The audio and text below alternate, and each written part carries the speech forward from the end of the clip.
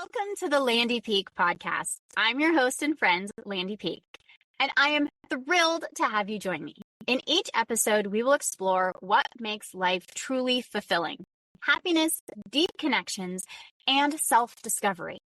Together, we'll uncover that happiness is not a destination, but a way of living. Now, let's dive into today's episode.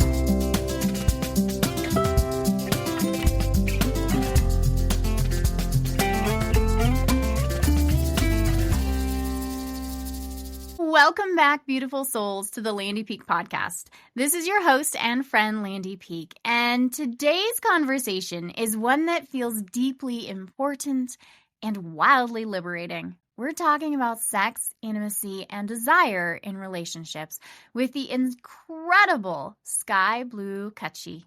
SkyBlu is a certified relationship, intimacy, and sex therapist who helps women reclaim their desire, deepen connection, and feel fully empowered in their sensual and sexual selves.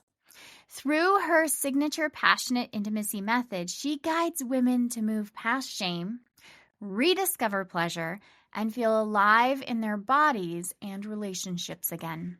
Whether you felt disconnected from your desire, unsure how to talk about intimacy, or simply want to feel more you in your relationships, this episode is a heart-led invitation to lean in.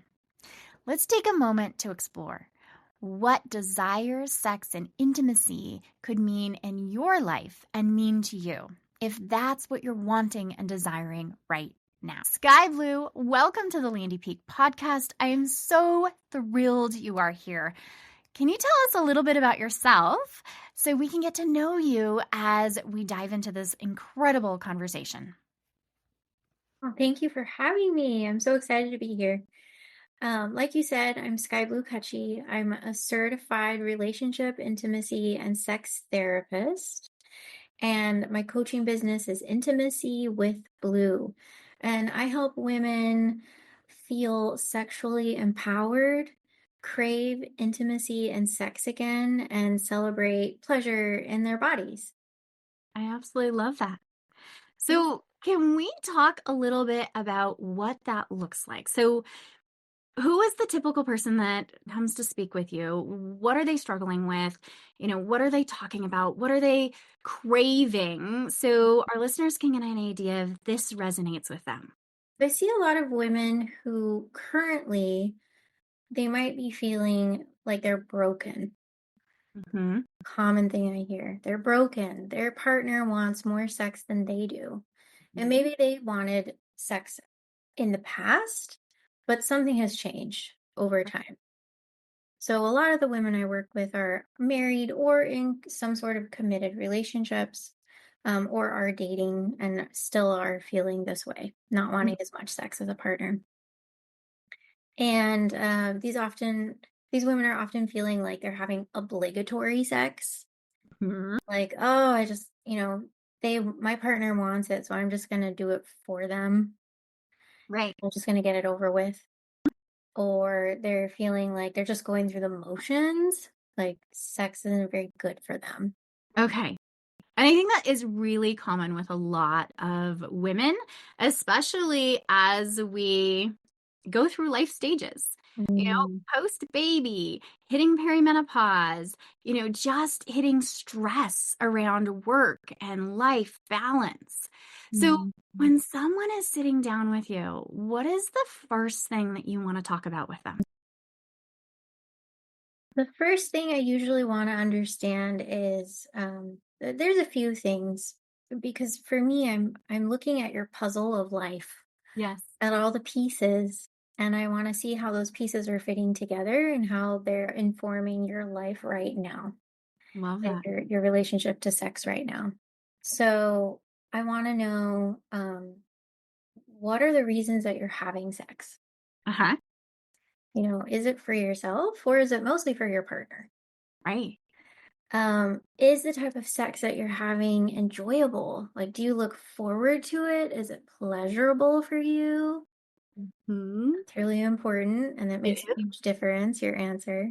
It really does. Yes. Yeah. I want to know, like, When you were growing up, what kind of sexual education did you receive? Uh-huh. So here in America, it's very common for people to receive like, just say no type of education. Yeah. And they don't learn about pleasure, arousal, um, how to say no. Like it's okay to say no as a woman. Yes. So that really deeply informs women's relationship to sexuality as an adult. It absolutely does. Hmm. Those messages that we received early on about what sex looks like, what's the purpose of sex, when we can have sex, Hmm. all of the different things that kind of come into there, Yeah. we do play a part in subconsciously how we're approaching sex and Mm. what Oh, we think yeah. about it. And is this an okay thing? And is it an exploratory thing? Is it an obligatory thing? Yeah. How are we looking at it? Is it just Mhm. reproduction? But it's not actual pleasure. So when we have someone that is sitting there and has maybe some mixed stuff from childhood, from early adulthood, around Mhm. what sex looks like, what it should look like, what it can look like, and they're in this space of maybe I want to enjoy it more, but I'm not quite sure if I want it because it's not been a great experience so far. Mm. Absolutely. I mean, this is such a multi-layered, complicated topic, right? Right. So we're going to cover just a tiny bit during this conversation. Well, this is probably where I'd start. Uh-huh. Do you want more sex? That's a really important question. So important. And if your answer is no, that's totally fine. Oh, can we pause right there? Yeah. If your answer is no, that's totally fine. Yeah. It is. Hmm. It is. So this is where a lot of the pressure and obligation comes in. Yes. Is like, I have to want more sex in my Mhm. relationship because these are the things I hear often is because my partner wants it, because that's what a good wife does. Mhm. That's what a good partner does. My partner has needs and I have to meet them. And so I have to do this. Yes. There was a lot of belief Mhm. systems around it is the wife's duty to Mhm. be sexual with her husband, but Mhm. it's not really tuning into what do I want? What do I need? Mhm. Where do we start with that? First, I just want to say, like, I really relate to this. Mhm. I grew up in a Christian household, Uh-huh. and I often heard my mother would say to me, like, your husband, he needs sex, and you Mhm. have to give it to him. If you don't do that, he's going to find it somewhere else. He's going Mhm. to leave you. Yes. A lot of messages like that. So I grew up thinking, this is my job. Right. This is my obligation as a partner and a wife. Mhm. And that had a huge impact on me. Yeah. So I just want everyone to know who's listening, like, I get it. Right. I get the feeling. Mhm. It is a big thing. I remember my grandma telling me, you just close your eyes and lie there until it's done. I'm like, well, that sounds fun. But that was the very message of like, this is Yeah. something that we endure, not something that Mhm. we enjoy. Absolutely. Yeah. So we get it. Hmm. Uh-huh. When we're looking at society So telling us our stories that we picked up from as young mhm. adults or kiddos about our role in sex, what do you really see as the female role in our sexual experiences? Honestly, I want to step way outside that paradigm completely. Yes. Yeah, I don't think Uh-huh. we have a role. I love that because I I, agree. uh-huh. Yes. Oh, absolutely. It isn't a role, isn't it? It isn't a job. Mm-mm. It's an experience that we can have with another human, Yeah. but it doesn't have to be this obligation. It doesn't have to be just because we're married or in a partnership that we have to do this. It Hmm. gets to be something that we can experience because we want to, but I truly don't think it needs to be a have to or a requirement in a relationship. I think it adds to a relationship or can. Uh-huh. Yeah. I don't think it has to be a requirement. I think we can let go of this Mm. is the woman's role to please. It can be, well, you've got a hand, you can please yourself, and Yeah. we can still have a really good relationship. Absolutely. Yeah. I totally agree.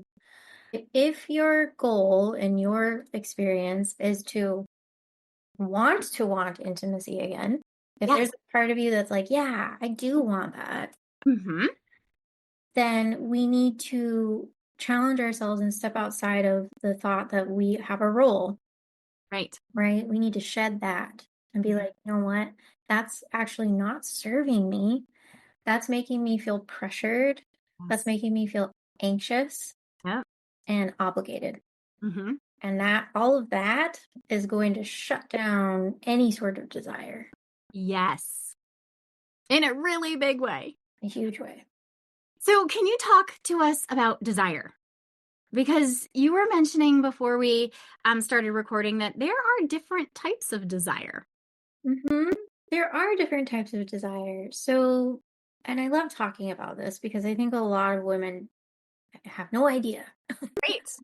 And this is so important. This could be an eye-opening moment. So, I'll start with a little bit of background. So, in our society, and I'm in America, but I think this might be common worldwide, that when we talk about sex, when we see sex on TV, when we watch porn, even read, maybe not smut because it's often written by women, but read sex and other types of books. Sex is often shown the way that men want to have sex, Yes. right? Which is, there's nothing wrong with that, but it's men focused. It's how men get pleasure. Mm-hmm. It's how men get off. Right. Exactly. Yeah. So again, nothing wrong with it, but it's usually not how women find pleasure and not how women feel turned on or get aroused, Right.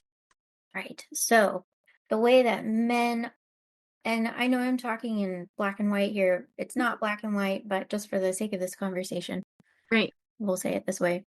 Men most of the time experience what is called spontaneous desire. Mm-hmm. And spontaneous desire, you can think of it as like if you had a lighter, like you're gonna light a cigarette, Yeah. you flick it on, boom, there's a flame.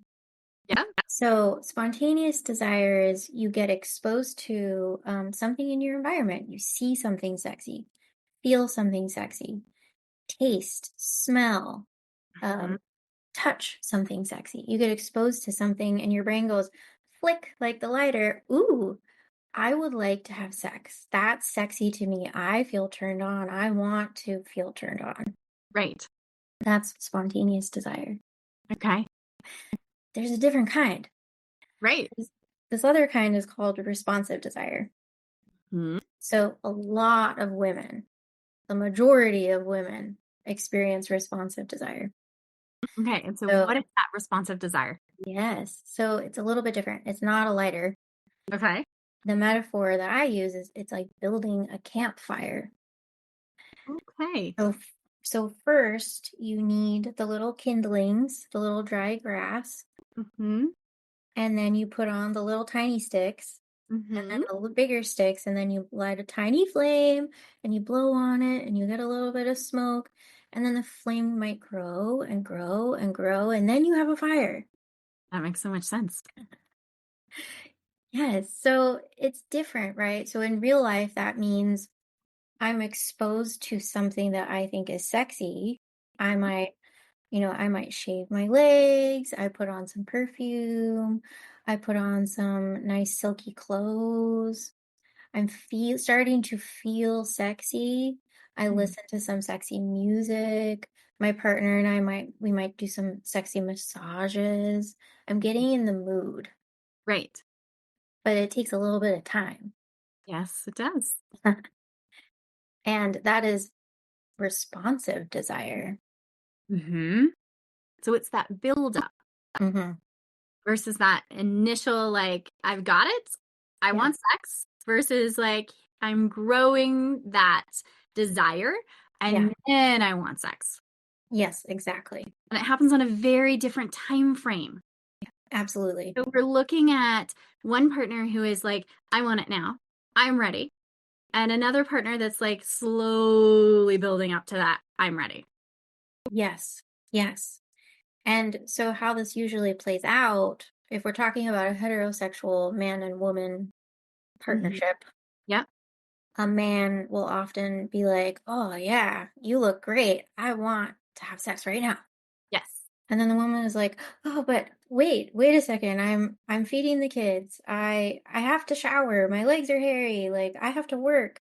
She has things on her mind that Mhm. might often become kind of like a block, a barrier. Right. And so she'll be like, "Ugh, no," Mhm. right? Yeah. Because she thinks, well, and he probably thinks too, that she's supposed to want sex just like boom, like that. And a lot of society messages is that, you see it in movies and it's this desire that comes together and it's big and there isn't that Yeah. warm up. And we're not talking about all of the mental load Mm, that women are often carrying in that partnership where the man doesn't necessarily have that mental load or is able to mhm, drop it quickly. Where she's mhm. like, oh my gosh, but I have to do this and I have to do this and I have to do this and I have to do this. Yeah, And then I can transition. yeah, absolutely. Yes. So again, this is kind of multi-layered and complicated, right? So let's pretend you're listening to this and you're thinking, oh my gosh, maybe I'm more of a responsive desire person. Uh-huh. So how do I work with that? What does that mean to me? That's a huge question. What is it like? What can I do? Do I need to really shift inside myself so I'm a responsive desire? Or is this okay to have this gradual shift? Mhm. And it's totally okay. Right? And Absolutely. I think listeners need to hear that this is Mhm. normal. This is a Mhm. normal way for humans to respond. And we don't have to have Mhm. that light switch that goes on, that we can work with our systems in the way that it's designed. Absolutely. It's totally normal, totally legit. Uh huh. Almost half the human population feels this way. Right. We're Yeah. just not talking about it. No, no. And I think a lot of people don't even understand that it exists. Right. Mhm. Yeah. So is it okay if I explain like what you might do with this? Yes, please do. Okay. So what you might do with this is, um, well, first of all, just validate yourself. Like, oh my gosh, I'm a little bit more responsive. Yay, this is great information. Yes. Uh-huh. And then what I recommend is you start to think to yourself, well, what are the things that I actually like? Oh, that's a big one for, I think, a lot of humans. Is that, Yeah. and as adults, we don't always look at what do I like? We get so focused on what should we like and what should Mhm. we be and what does everybody else like and what does my partner Mhm. like? But tuning Mhm. into what do I like? Absolutely. And for women, even more so. Mm-hmm. Sex for women is often about what does my partner want? Mm-hmm. And how is he going to get off? And how Right. can I make it happen? Uh-huh. Yeah. And there's not a lot of examples out there, unless you're reading smut, for ways that women do get off in Mhm. how we can orgasm and how we can build up and how we're aroused. Because there's just kind of that focus on we have sex, we both should orgasm at the same time, Mhm. ideal, right? And that's not reality. But No. that's the movies of it happens quickly for Yeah. both of us in the same time period. We both have this amazing orgasm together and life is great. But that's not what's happening in our homes, in our daily lives. That's totally true. Yeah, the movies are entertainment, Mm-hmm. right? So is porn. That's entertainment, but Yes. usually not what it looks like at home in real life. Right. Hmm. So for women, I think it's so important to be like, okay, I might be more responsive, Mm-hmm.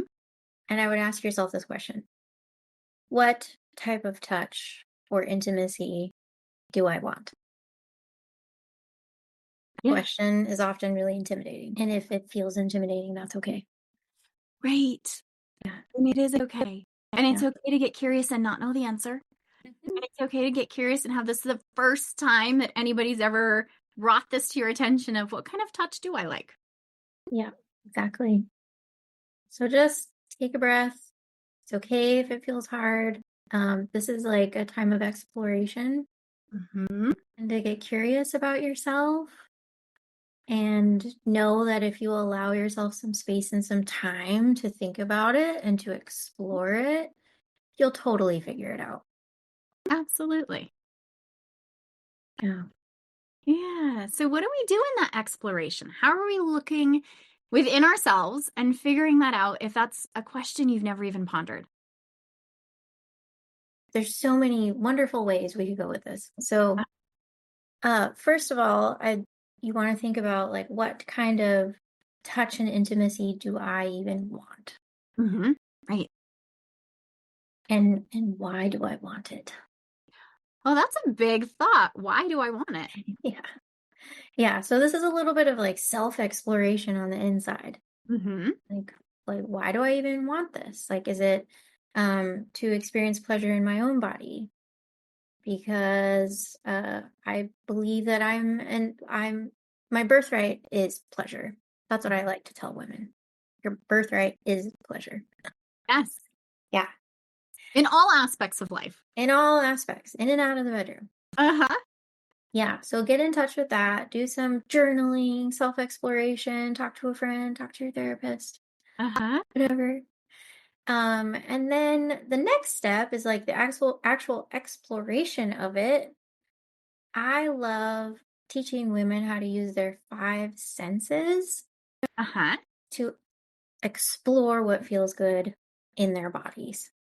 So tell me more about that, using our five senses to explore what feels good in our bodies. hmm So for a lot of women, it's easier to start outside of the bedroom first. Okay, so five senses: sight, sound, taste, touch, hearing. Okay. What you want to do in your daily lives, I bet you there are moments of pleasure that are just passing you by, right? And I want to acknowledge that sometimes people get a little icked out by the word pleasure, Okay. um, because we often associate it with sex and only sexy stuff. Okay. So if you're feeling that, that's totally fine too. Yeah, But I want to normalize it. We can have pleasurable experiences in and out of the bedroom. absolutely. Yeah. And if your goal is to find pleasure and want sex in the bedroom, we Mhm. have to practice outside of the bedroom because going from not experiencing pleasure in your daily life to like Mhm. being a sex goddess, that is like almost impossible. Right. So outside of the bedroom, um, I'll give you some examples. Mhm. In the morning, when you're having your first morning beverage, Mhm. coffee, tea, juice, water, when you're sitting down with that, what are you doing? Are you just gulping it down and like getting on with your day? A lot of people are, A yes. lot of people are. Sitting and sipping and savoring and feeling the warmth. For me, it's coffee. The warmth of the Mhm. coffee, the smell of the coffee. My morning coffee is I love it by myself, but it is a pleasurable experience. It is sitting there in a moment of silence, really enjoying it, not just gulping it, because gulping it is no fun. And there are days where we wake up late and the kids are up and it's like crazy. And I do have to just like, let's get out the door. But Yeah. that isn't the pleasurable part. That's not the part that I crave and that I want. Mhm. Exactly. Yeah. And we're not going for perfection, right? Every day is not going to be a pleasurable day. No, that's life, right? That's life. Days where the kids are up way too early and I don't get that time. Yeah, totally. And that's okay, It right? is okay. So We both. perfection's not the goal, Uh-huh. progress is the goal. Right. Yeah. So sometimes, 3 times a week, can you savor your Hmm. morning beverage? Yeah. Can you taste it? Look at it, smell it, feel it go down your throat and into your stomach. Yes. You're using those five senses to like really sponge up the experience Hmm. and have it feel good. You feel Right. good for 60 seconds. Uh-huh. Yeah. You can do it with, my favorite is in the shower, Yep.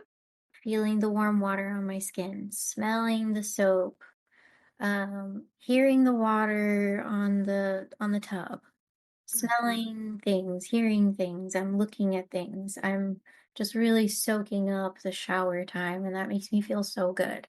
Right. hmm Um, eating your lunch, can you slow down and really taste it, Uh-huh. savor it, look at it? What are you actually putting in your mouth? Right? Yeah. It's a big thing versus like being on the computer and you're working and you're Yeah. spitting stuff in and you're not even paying attention to what it is. We're in a society of such go, go, go that Mhm. it's a different experience for a lot of us to slow down, to Mhm. actually pay attention to the sensations that are going on in those Mhm. daily activities. Yeah. It can feel really weird, actually. It can, Slow down. absolutely. Yep. And like this is where I encourage you to start. There's a part of you that wants to want intimacy. Right. Start here. Start by using your five senses 60 seconds a day. Hmm. 60 seconds a day to find one moment of pleasure. Yeah. Yeah. We all have 60 seconds that we can find one moment of pleasure. And hmm finding that one moment of pleasure is going to change your life. hmm I It's believe so.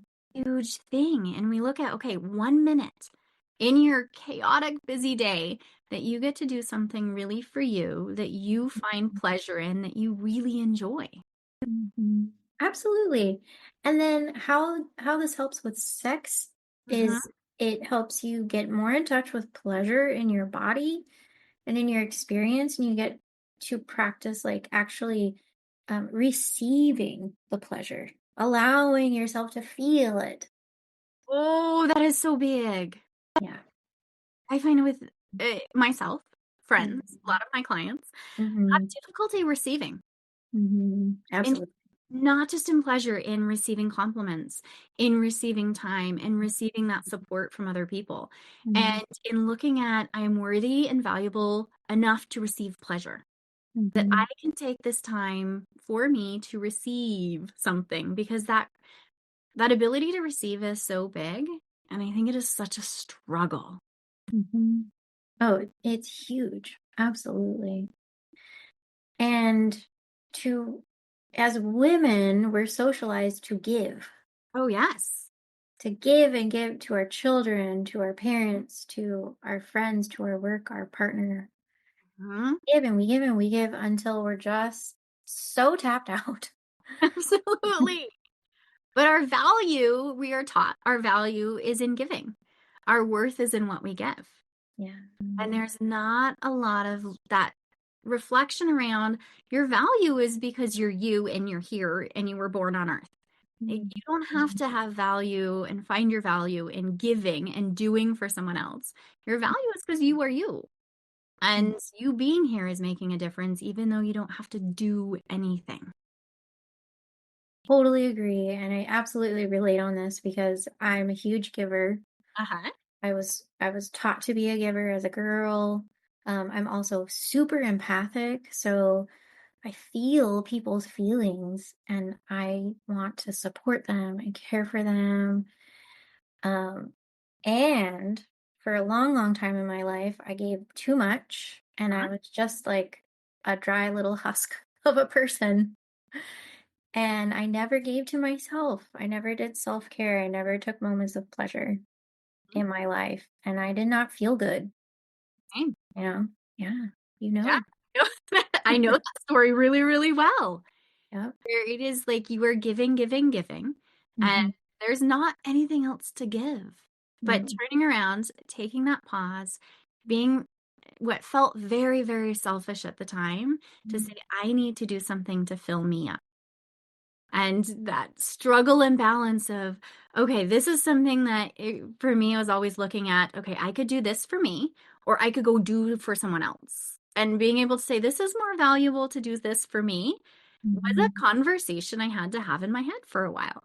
And now it gets to be more natural where it's like that is part of my existence. But it was a struggle to get here. It is. Yeah, absolutely. And I love that you're sharing this because, y- finding pleasure in your life, being able to prioritize yourself, Mhm. It is not a light switch. It does take time and it takes effort, Mhm. and no one's going to do it but you, Absolutely. right? You have to give yourself permission. And that's huge. Mhm. It's really huge. And in terms of sex, Mhm. so if you're tapped out all the time and you're giving to other people all the time, but there's a part of you that wants to want sex, how are you going to want to I'm going to be careful with my language here, but like sometimes when we have sex with a partner and we're tapped out, we might feel like we're still Yes. giving our bodies, giving our more pleasure to this person. And I'm so exhausted. I can't do it anymore, right? Absolutely. And there is a difference in that touch experience when you are giving versus receiving. There's a mutual, and I think there are sometimes when I think about my kids and hugs, right? There are times when I am just giving a hug because they're upset, and it doesn't necessarily give me that warm and fuzzy. It's just like, okay, we're just, giving of that hug, giving of that touch, helping them feel better, but I'm not necessarily getting something in return. And then there's that difference in touch where it's mutual, where you're giving a hug with somebody else, a friend, a partner, our kids as well. But you feel that warmth too. You feel that love too. It's reciprocal. And that I think is key when we're going into those sexual experiences, that it's not just a give, but it's a receiving as well. There's a reciprocal give and take where we're both meeting in the middle. Absolutely. Yes. So that's part of the why. Why Yeah. do I want to have sex and intimacy? Because what are you getting? Yes. And I think that's a huge thing. What are you getting? Yeah. And it's okay for you to get stuff from sex, right? Absolutely. You can get pleasure. You can get where it feels good. You can get that connection. It is, what are you getting? What are you receiving in this interaction, not just a giving? Absolutely. And so back to the being dry and husked like a husk, if you're not taking care of yourself, you're not giving yourself 60 seconds a day to chill out Uh-huh. and feel good in your skin, um, wanting to want sex is going to feel hard. Right. So part of this process is like you have to prioritize yourself to Mhm. slow down, to feel good in your skin, to feel some rejuvenation. And oftentimes, what I see is women will then feel more open to engaging in intimacy Right. because they're feeling cared for and loved and, Mhm. loving themselves. Right. And then they're like, oh, I kind of do want this. Like, I have more capacity to engage in this.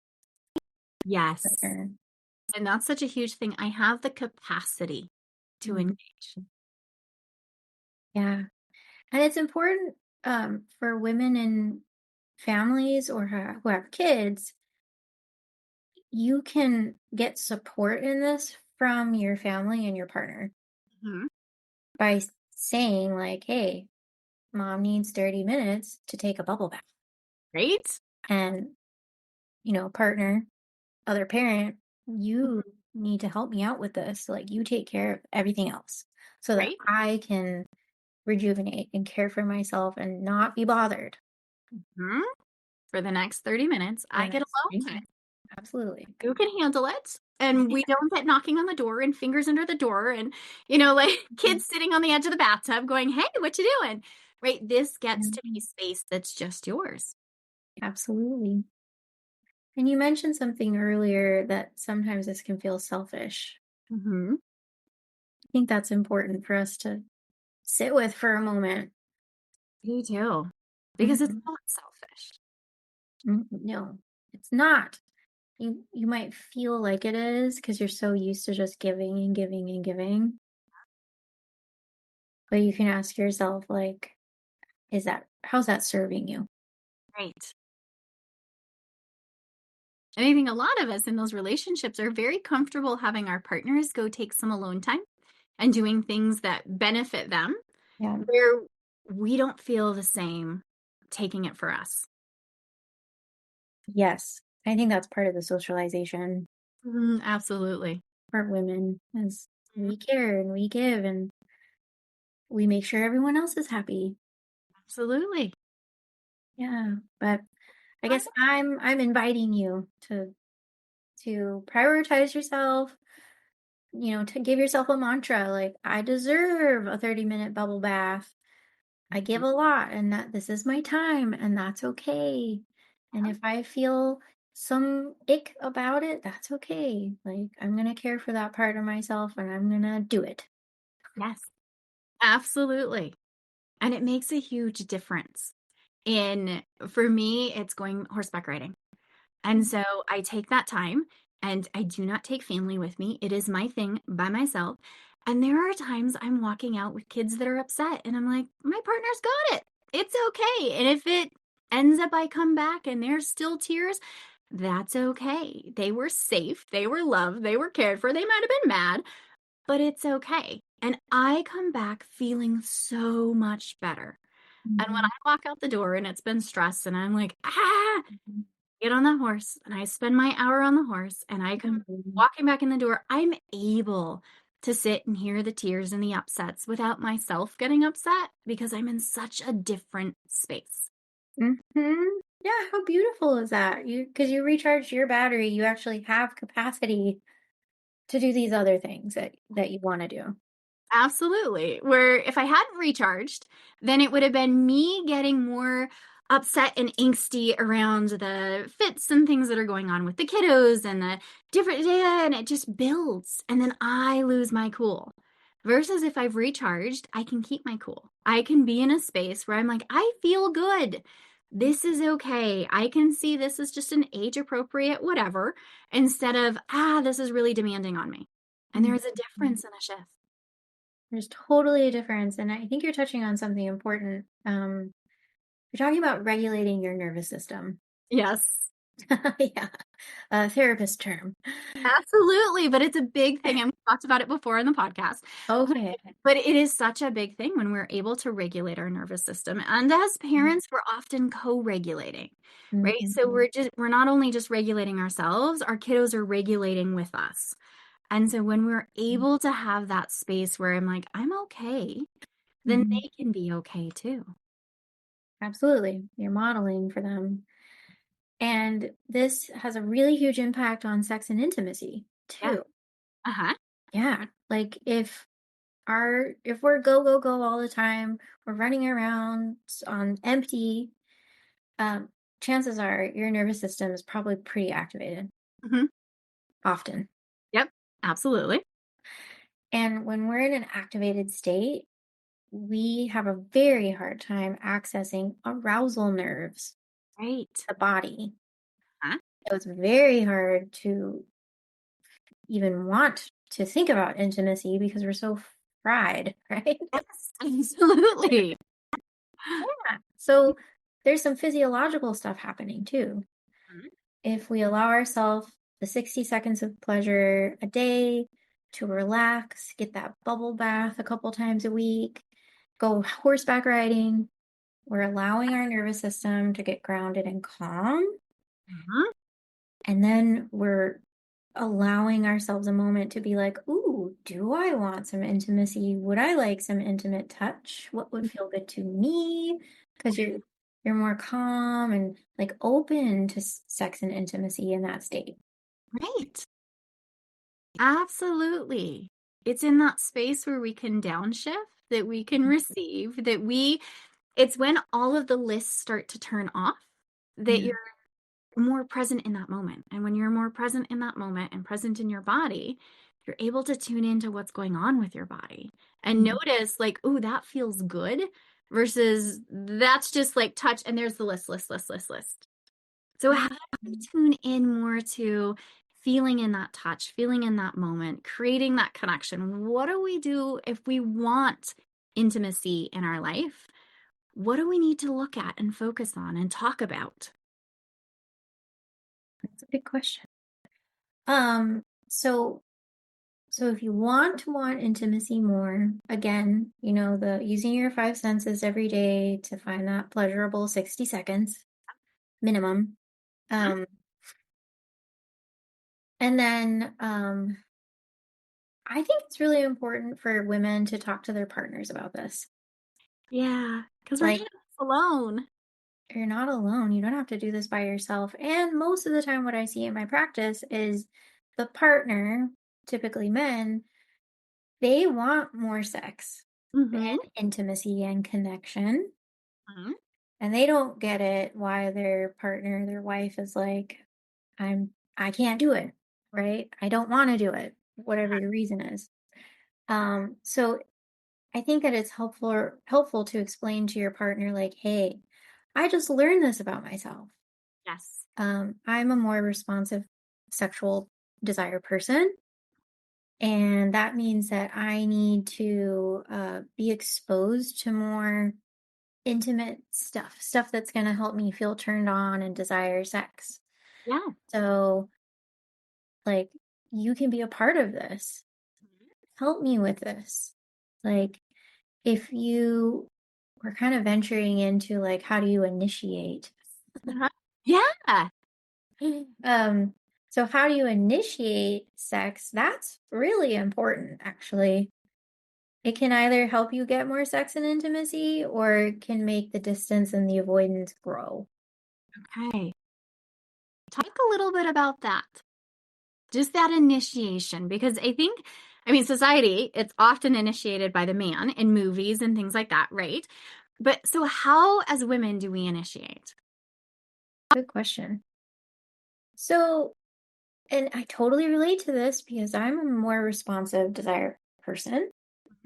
And it's changed over time. So if you used to be more responsive, I was more responsive, or you might be more, excuse me, if you used to be more spontaneous, Okay. or if you're more spontaneous at certain parts of your cycle, Ooh, that's a big one because it does shift. it shifts. So like the first couple weeks, you might be more spontaneous, Mhm.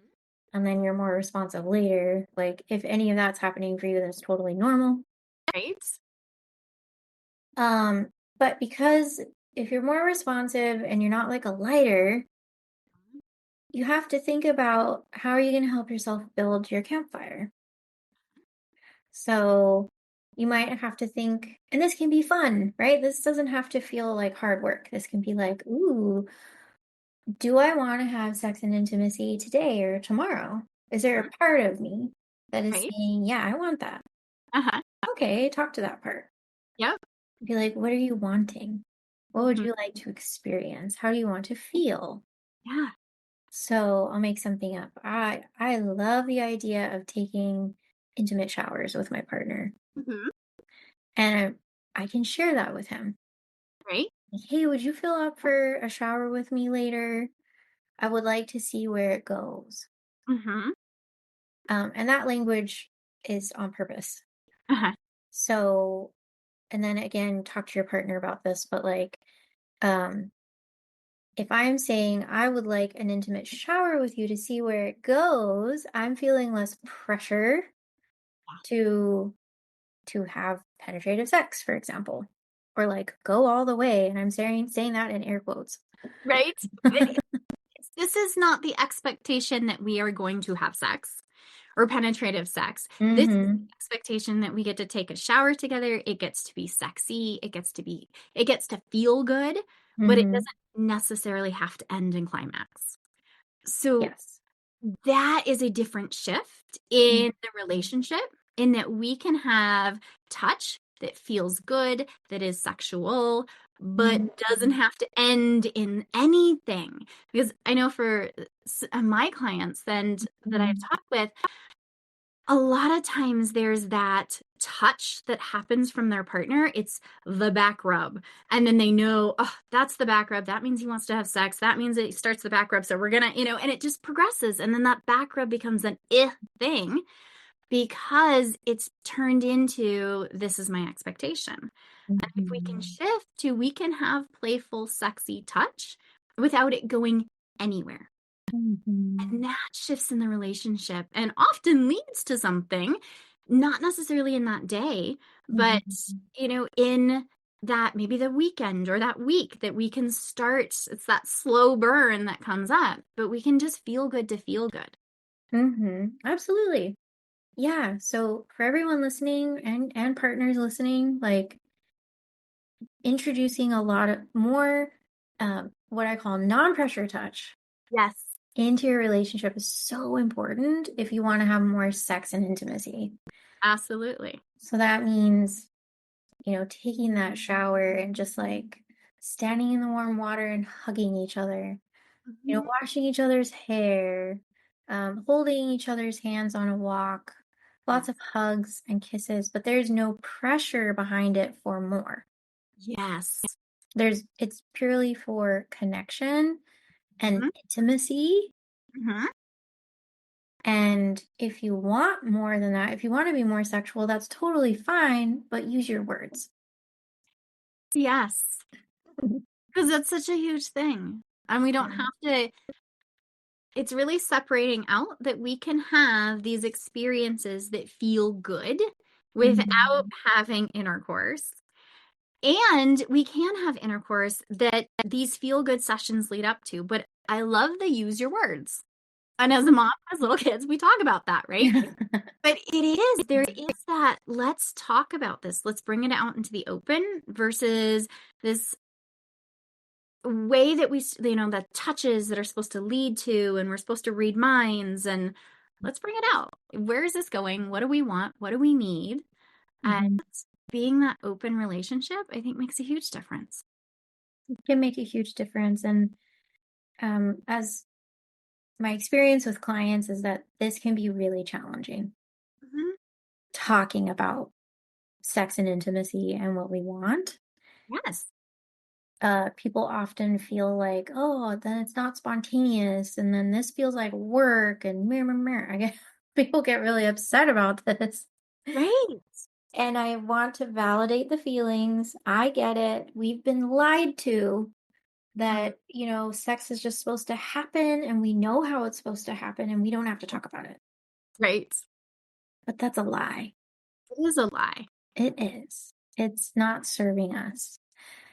Because when we're using, like the back rub, like you said, it it gets confusing, right? We don't know what our partner wants. We assume what they want, so we avoid the touch. And Yep. then the other person is upset, right? So there's this lack of communication Mhm. and it causes problems. It does cause problems. Yeah. So, you were asking me like how do we initiate? Mhm. Um I recommend like practicing being really explicit with each other. Mhm. Like, I really want this intimate shower with you, and I would feel up for making out, but I don't know what I want after that. So let's just see where it goes. Yeah. Takes off the pressure, then you know exactly what's going to happen. So you don't have to feel anxious about it. Right. And that for women, they often feel anxious because they don't know what is it? What am I expected to do? Uh-huh. It's setting those expectations. It's setting it out just like we do. I mean, as humans, we love to know what's going on, right? It's why, if we're going to a party or out to dinner with people, we want to know how everybody else is dressing. Like, is Mhm. this casual? Is this, something fancy? We want to gauge what those expectations are so that we can prepare ourselves for it. And we know Mhm. we're not going to get in an uncomfortable situation and show up and something really fancy and everybody else is, ready for a barbecue. It's really that communication so that we can gauge of where we need to be and what we want. And is this something we want? Yeah, is this something that I want? Yeah. That's so important. And if it's okay with you, I think this is really important to focus on for a minute is that question. Is this what I want? Yes. And we And can ask that question over and over throughout the entire experience. absolutely, every second. Uh-huh. This isn't, is sex what I want? Is this touch what I want? Is this kiss what I want? Is this whatever it is what I want? Is this what feels good and is meeting my needs? Oh yeah. So this is hard for women, but we turn this around, right? So we're so often thinking about, is this good for my partner? Mm-hmm. Is this what they want? Am I doing it right? Am I pleasing them? Can we turn that around Yep. inside ourselves and ask, like, does this feel good for me? Uh-huh. Is this exciting to me? Is this like, maybe, nope, that's not right. That kind of hurts. Mm-hmm. It is okay. I'm giving you permission to say, oh, I don't like that. Let's go back to this thing that felt really good. Or let's switch it up. I would rather do this. Yeah. XYZ. Mhm. It's You have the right to express those things. Yes, you do. Yeah. So can you talk to us about your 6-step process? Yes, sure. So the 6-step process is how I help women get from feeling broken, what's asking themselves, what's wrong with me? They have obligatory sex. Maybe they feel guilty because they're saying no to sex all the time. Yeah. And I want to help them to get to a place of feeling great in their skin, knowing what kind of sex and intimacy they enjoy, they're feeling sexually empowered, Right? craving that again. Yeah. Okay, so I have a 6-step process. And I loved the R words. So the first step is revive. Reviving the connection with your body and your pleasure. And we really talked about that today. Uh-huh. We did. And I love how Mhm. it's for focusing on reviving the connection with your body. Because Yes. you said revive, and my head's going, okay, we're going relationship. And then you said with your body. And it's like, that's it. We're Yeah. reviving the connection with our own bodies. Yes. Yeah. And like you just pointed out, this process is very much about you, Mhm. you and yourself, because it has to start within you. Right. Like, yes, sex and intimacy is a relational thing, but like you can have an intimate relationship with yourself. That's so important. And that's what helps you feel empowered. Yes. hmm So the second step is reawakening. Okay.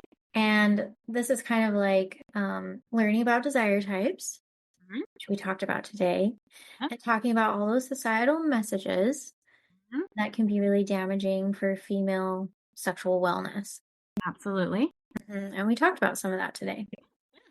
So I like to think of that as like, ooh, like a moment of reawakening. Like, wow, I can learn all these new things about myself and I'm not broken. Right. You're not broken at all. Yeah. I just need to figure out what works for me. Mhm.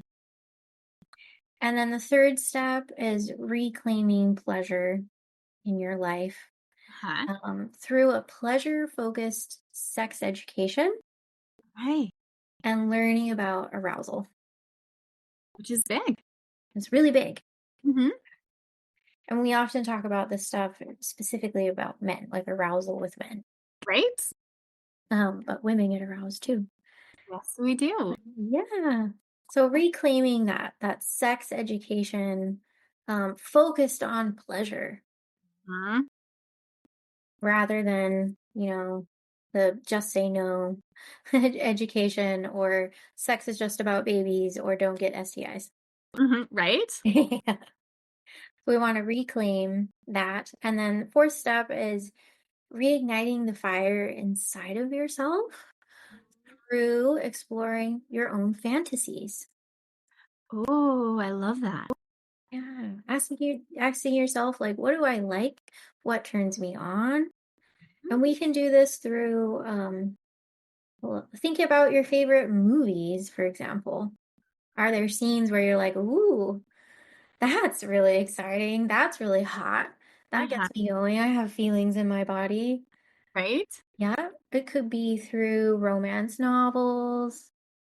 What gets you going in those? Is it the dynamic? Is it a power thing? Is it specific ways that they're touching each other? Is it kinkier stuff? Like, Uh-huh. this is all informing you of your own eroticism. Uh-huh. And we all have unique eroticism. And I love that you brought that up. there isn't like a right and wrong. There Mm. isn't one fits all, but different things can turn on different people. And even in that same relationship with our partners, different things can turn on different partners. Oh, And being aware of what turns you on versus what turns your partner on. And it might be something different and it might be something that surprises you. And that's okay. oh, absolutely. Totally okay. Totally normal. Everybody has a unique, what I call sexual template. I love that. Your little roadmap to what makes you feel turned on, what you like, what you don't like. And it's okay if you don't like the same things as your partner. Mhm. And I'm not saying that's easy, but it is okay.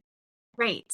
And there's ways, if we're having that open communication, that we can talk about where we meet in the middle, what things turn us both on, what things we both enjoy. And, if you're open to exploring, being exploratory or explorative with each other. Mhm. Yeah, that's perfect. That's exactly what I would have said, right? And it's like an invitation. Yes. Yeah. And for partners who are listening, if you want to explore things with your wife or your girlfriend, like invite them Yes. and make it feel safe and exciting. And that's a huge part is feeling safe, having that curiosity, what feels exciting. Yeah, exactly.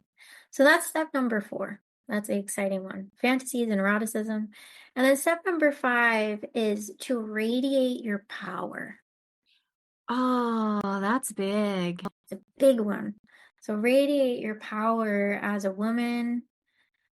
You have the right to say no Mhm. to any type of touch or interaction or activity that you don't want.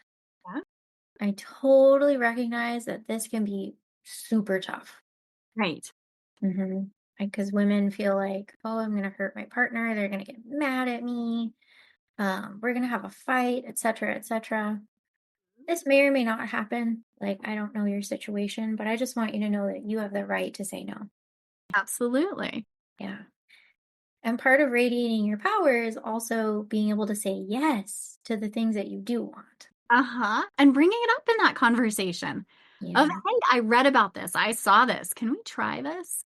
'Cause Yes. that can be big. One of the things I Mhm. talk to with my coaching clients is working on being able to say those kind of hot topics of maybe I don't like that touch in the same way that you'd say the sky is blue.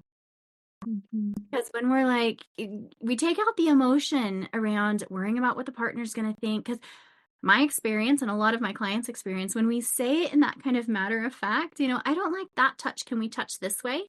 Partners are like, okay. And it doesn't have to be this big thing. We make it more of it's going to be big than it is when we can really have that just like the sky is blue. I like, for me, I don't like the light tickly touches. I like the deeper, firmer touches in all Mhm. aspects of my life. I hate the like little feather Mhm. duster touches. Mhm. Being able to say like I don't like with my kids, I don't like the feathery touches. In romantic relationships, I don't like the feathery touches, and we can just move on to this is how I do like it. Yeah. And Oh, having that, so important. yes, because those make a difference. If we're touching and we're doing this like light feather stuff and I'm like, "Oh my gosh, my skin's crawling. I hate this." I'm not going to be turned on. I'm not going to want to go further. Same thing if my kids are doing it. I'm going to be like, "Nope, I don't like this play anymore." In all Mhm. situations, we can say, I like this touch or I don't like this touch. And it doesn't have to be anything about the other person. It doesn't have to be anything about me. It's a preference. It's, I like coffee or I don't like coffee. It's Mhm. the same idea. If somebody asks you, if we go and you and I are meeting at a coffee shop and we're having a coffee and I say, can I buy you coffee? And you say no, it could be that you've had 6 cups today and like that seventh is just going to put you over. Mhm. It could be it's 3 o'clock in the afternoon. And if you have coffee now, you're never going to sleep. It could be you don't like coffee, right? We don't have to know the why behind it. It just gets to be, do you want me to, can I buy your cup of coffee? Nope, I'm good. I'm not going to get my Mhm. feelings hurt. It Mhm. gets to be that same conversation in touch relationships as well. 100%. Yes, I love that you made that comparison because that's what I often say is like We want it to be as easy as talking about what we want for dinner, Yes, exactly. right? If Mhm. my partner says, I really want Chinese food, and I'm like, oh, I really don't, Right. I have the right to be like, I would prefer pizza. Mhm. And it can be that easy for sex. Absolutely. And they're probably not getting their feelings hurt because you said I'd prefer pizza over Chinese food. Yeah. And if they do, it's okay. Right? It's not your responsibility to take care of their feelings over that. Oh, that's a powerful statement. It's not your responsibility to take care of their feelings. It's okay for people to feel Mhm. disappointed. It's okay for people to feel let down. It's okay for people to feel sad or mad or angry. Whatever it is, it's their feelings, and that's okay. And that's okay. Yeah. You don't have to sacrifice your own comfortability Yes. because they're upset about it. Hmm. You have the right to say no. Yeah. Absolutely. Yeah. So that was radiate your power. And the last one is revel in your sexual empowerment. And in this, final stage, we'll do lots of exploration around orgasms, Uh-huh. knowing your own eroticism, Yeah, and exploring self pleasure. I love that. And I think that self pleasure is such a key because it's a way that we can figure out what Mhm. you like, what feels good, Mhm. what turns you on. Yes. Yes, it is. And I know some people might be listening, they might be like, nope, or that sounds scary, or I've never done that. Or Uh, that's a taboo topic because, mhm. if you grew up in a childhood, it's like you don't touch yourself and there's no masturbating. And there is a Yeah. lot of the stories that we've heard that make that feel not okay. Oh, so many stories. I'm laughing because I've had a lot of stories to tell me that that's not okay, or um, Mhm. women who celebrate their self-pleasure or sexual empowerment are slutty. Mhm. Um, and by the way, I have embraced that term. I've made it my own. I'm like, yeah, I am a slut, and I love that, and it makes me happy. I love that because that's not a term I've thought about embracing. I love reclaiming words that have been used to hurt us as Yes, I women. absolutely love that. I'm glad. Yeah. So feel free to borrow it. I absolutely will. Yes, okay. We're reclaiming the word slut, that we are sluts. And that's Mhm. okay. And Yeah. it's okay. Yeah. Feel sexual empowerment because it's your birthright. Yes. Yeah. We're powerful as women. We really are. We can make life. Hmm. We have the most pleasure focused genitals. Hmm. We are so emotionally empowered as beings. We have so much capacity. And now we just need to give ourselves permission to prioritize our own joy, happiness, and pleasure in life. Absolutely. Oh my gosh, SkyeBlu, thank you so much for this conversation. Are there any last parting words or words of advice that you would like to share with listeners? I just want to say thank you so much for allowing me to come here and share my thoughts with your audience. I feel really honored, and I love helping women through this journey, through the 6 steps. And I believe that each and every one of you deserves it, Yes. no matter where you come from, what messages you've received, where you're at in your life right now. The work you do is so powerful. I know with 100% certainty there are listeners out there who are deeply resonating with the conversation today and would love to learn more from you. What is the best way to connect with you? Okay, so there's 2 ways you can connect with me. My website is Intimacy with Blue, BLU. Okay. And I'll have the Um, link down in the show notes. Yep. yeah. And on that website, I have some free resources for you. So go ahead and sign up there if you like. And then the other way that you can connect with me is on Facebook. Mhm. I have a Facebook group that's a free resource for folks, just for Nice. women. It's called Relationship and Intimacy Advice for Women. Oh, I love it. And I will Yeah. also have that down in the show notes so people can easily click and find it. Yeah, that's a place where I support women for free and I can answer all your questions. And I'd love to see you there. Oh my gosh, thank you so much. This has been such an incredible conversation. Oh, thank you. I loved chatting with you. We had some great energy today, and thanks for sharing my story. This has been an incredible conversation. I am so grateful we've had the chance to chat. Hey, before you go, just a little bit of legal. This podcast is designed for educational purposes only. It is not to replace any expert advice from your doctors, therapists, coaches, or any other professional that you would work with. It's just a chat with a friend, me, where we get curious about ideas, thoughts, and things that are going on in our lives. And as we're talking about friends, if you know someone who would benefit from the conversation today, please share. Because I think the more that we open up these conversations, the more benefit we all get. So until next time, give yourself a big hug from me and stay curious, because that's the fun in this world.